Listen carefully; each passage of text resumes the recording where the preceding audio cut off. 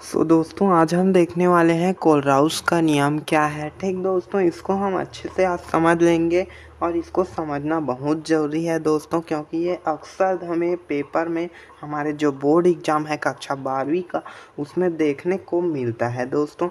तो इसको थोड़े से समय निकाल कर देख लीजिए। ठीक, तो वीडियो की शुरुआत कर रहे हैं हम लोग।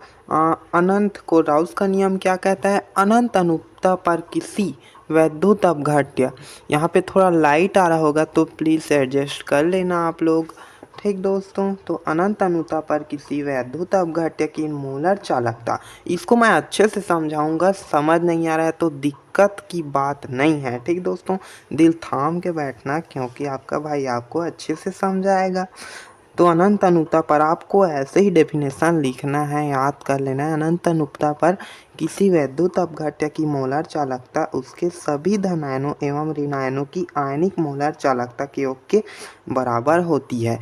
ये क्या बोल रहा है, क्या हो रहा है, समझ नहीं आ रहा होगा तो मैं आपको अभी समझा रहा हूँ।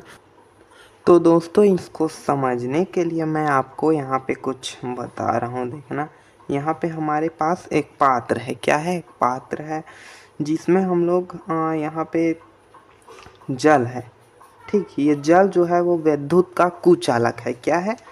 ये जल जो है विद्युत का कुचालक है। अब कुचालक मतलब क्या होता है? जिसमें धारा प्रवाहित नहीं होती। ठीक, तो विद्युत का कुचालक वाला जल कहाँ क्या होता है? शायद आसुत जल होता है। तो आसुत जल जो होता है वैद्युत का कुचालक होता है। अब इसको हम लोग चालक बनाएंगे, तो चालक बनाने के लिए हमें इसमें क्या डालना होगा? NaCl। NaCl किसको बोलते हैं? नमक को बोलते हैं। ठीक, तो जब हम इसमें NaCl डालेंगे, यहाँ पे हम लोग NaCl डाल रहे हैं, तो यहाँ पे NaCl डालेंगे तो Na दो भागों में टूट जाता है, Na प्लस और Cl माइनस। ठीक, अब मान लीजिए Na प्लस जो है उसका यहाँ पे क्या बोल रहा है देख लीजिए, चालकता। तो NaCl का चालकता मान लीजिए 0.3 है और Cl का 0.2। तो अब ये दोनों को मैं आपको जोड़ने के लिए बोलूँ तो आपका जवाब क्या आ जाएगा? 0.5। 3 और 2 क्या हो गया? 5 हो गया। ठीक, 0 का 0 0.5। तो यही तो बोल रहा है, इसी को तो बोल रहा है यहाँ पे। क्या बोल रहा है? अनंत अनुता पर किसी वैद्युत अपघट्य। अब वैद्युत अपघट्य, ये आपका वैद्युत अपघट्य है।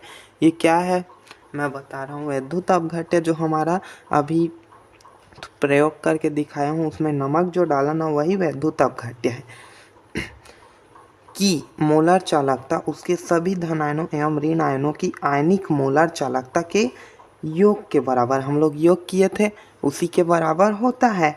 अब यहाँ पे मैं आपको बता रहा हूँ, क्या बताऊँ? अब समीकरण मैं आपको बता रहा हूँ। इसका समीकरण भी होता है, तो इसका जो गणितीय जो समीकरण, इसको आपको लिख लेना है। ठीक, तो यहाँ पे बराबर क्या लिखेंगे हम लोग? लेमडा। यहाँ पे जो ये प्लस होता है और एक जो होता है वो माइनस में होता है, तो यहाँ पे प्लस। और क्यों यहाँ मतलब यहाँ पे अनंत लिखना है। ठीक, अनंत अनुता पर, तो अनंत आ जाएगा। अब प्लस यहाँ पे हमारा फिर से लेमडा आ जाएगा और यहाँ पे माइनस आ जाएगा और यहाँ पे बस इतना करना है। और यहाँ पे हमारा x और y इतना बस लिखना है आपको। और ये हमारा जो समीकरण है और ये रेडी हो गया। अब यहाँ पे और लिखना चाहो तो आप लिख सकते हैं। क्या लिखेंगे यहाँ पे? ये जो है ये क्या है उसको बता सकते हो आप लोग। ये क्या है? अनंत तनुता। अनंत तनुता पर वैद्युत अपघट्य। अनंत अनुता पर वैद्युत अपघट्य पर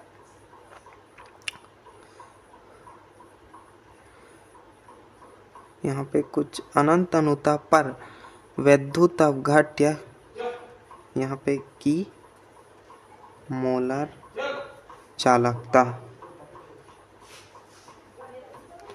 और x धनायन की संख्या और y क्या है, ऋण आयन। x यहाँ पे है और y यहाँ पे, ऋण आयन की संख्या, बस इतना लिखना है।